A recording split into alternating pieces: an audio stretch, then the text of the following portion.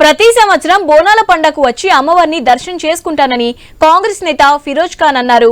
కాంగ్రెస్ ప్రభుత్వం బోనాల పండుగను ప్రతిష్టాత్మకంగా నిర్వహిస్తోందని తెలిపారు. భారతదేశంలో ఉండి ఇతర దేశం గురించి మాట్లాడతారో వాళ్లకు భారతదేశంలో స్థానం లేదన్నారు. తాను సెక్యులర్ అయినప్పటికీ ప్రతి సంవత్సరం అమ్మవారి దర్శనం చేసుకుంటున్నానంటూ ఫిరోజ్ ఖాన్ తో ఐ న్యూస్ ప్రతినిధి Praveen face to face. Congress నేత ఫిరోజ్ ఖాన్ గారు ఉన్నారు, మాట్లాడి తెలుసుకుందాం. సార్ చెప్పండి, ఏ విధంగా ఉంది దర్శనం చేసుకొని ప్రతిసారి వస్తుంటారు, ఏ విధంగా ఉంది?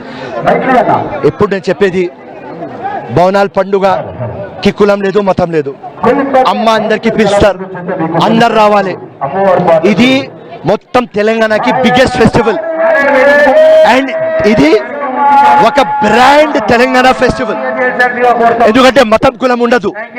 దానికోసం గంగా జమున తహజీబ్ ఎప్పుడు ప్రూఫ్ చేయడానికి secularism, Congress party secularism, constitution secularism, India secularism.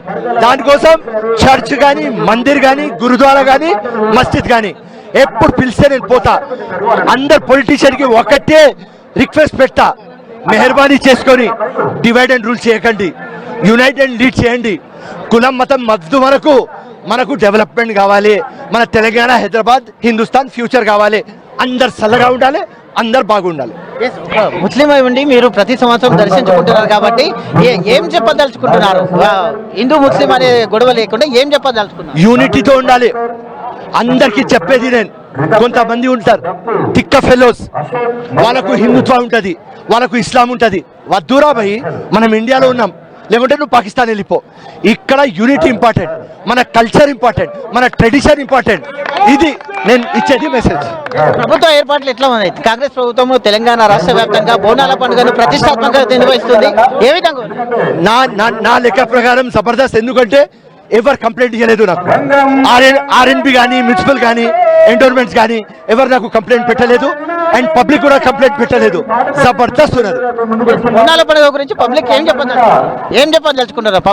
Public ఒకటి చెప్తున్నా, యునైటెడ్ గా ఉండండి, ప్రేమతో ఉండండి. ఇది మన కంట్రీ. ఇట్లాంటి ఫెస్టివల్లో ఇంకా యునైటెడ్ కావాలి మనం. ఎందుకంటే ఇండియా ఇది భూమి.